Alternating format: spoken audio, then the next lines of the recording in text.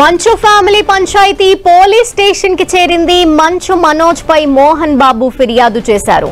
Rachakonda police commission కు లేఖ రాశారు. మనోజ్ నుంచి ప్రాణహాని ఉందని మోహన్ బాబు కంప్లైంట్ ఇచ్చారు. మనోజ్ మౌనికాల నుంచి రక్షణ కల్పించాలని కోరారు. పహాడీ షరీఫ్ పోలీస్ స్టేషన్ లో మంచు మనోజ్ ఫిర్యాదు చేశారు. తనపై దాడి జరిగిందని మనోజ్ కంప్లైంట్ ఇచ్చారు.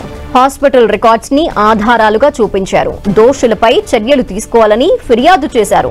నిన్న గాయాలతో ఆసుపత్రిలో చికిత్స తీసుకున్నారు మంచు మనోజ్.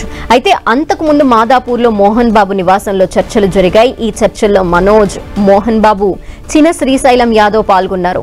భేటీ తర్వాత మనోజ్ పోలీస్ స్టేషన్ కు వెళ్లారు. అయితే కుటుంబ సభ్యులపై మనోజ్ ఫిర్యాదు చేయలేదని సిఐ గురువారెడ్డి తెలిపారు. 10 మంది గుర్తు తెలియని వ్యక్తులు దాడి చేశారని చెప్పారని అన్నారు.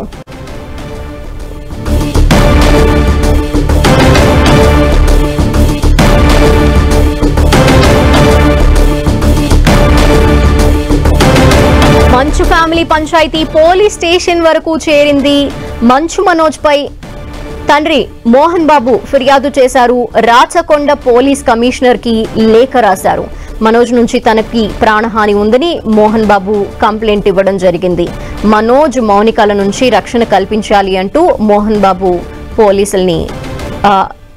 పోలీసులకి లేఖ రాశారు. దానికి సంబంధించి లెటర్ కూడా మనం చూస్తున్నాము. పోలీస్ కమిషనర్ కి ఆయన మనోజ్ నుండి అలాగే మనోజ్ భార్య నుండి కూడా రక్షణ కల్పించాలంటూ ఆయన ఈ విధంగా లెటర్ రాయడం జరిగింది. ఇక పహాడీ షరీఫ్ పోలీస్ స్టేషన్ లో మంచు మనోజ్ కూడా ఫిర్యాదు చేశారు.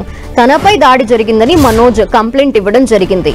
రిపోర్ట్స్ ని అంటే నిన్న ఆయన హాస్పిటల్లో జాయిన్ అవడం జరిగింది. అందుకు సంబంధించిన రిపోర్ట్స్ ని ఈ రోజు పోలీసులకి ఆధారాలుగా చూపించారు. దోషులపై చర్యలు తీసుకోవాలని కూడా చెప్పారు మనోజ్. అంతకుముందు మాదాపూర్ లో మోహన్ బాబు నివాసంలో చర్చలు జరిగాయి. ఈ చర్చల్లో మనోజ్, మోహన్ బాబు, చిన్న శ్రీశైలం యాదవ్ పాల్గొన్నారు. భేటీ తర్వాత మనోజ్ పోలీస్ స్టేషన్ కి వెళ్లటం జరిగింది. ఈ విధంగా కంప్లైంట్ చేయడం జరిగింది. అనంతరం మోహన్ బాబు కూడా కమిషనర్ కి లేఖ రాశారు. తన ప్రాణాలకు హాని ఉంది, రక్షణ కల్పించాలంటూ కూడా లేఖలో ఆయన మెన్షన్ చేశారు.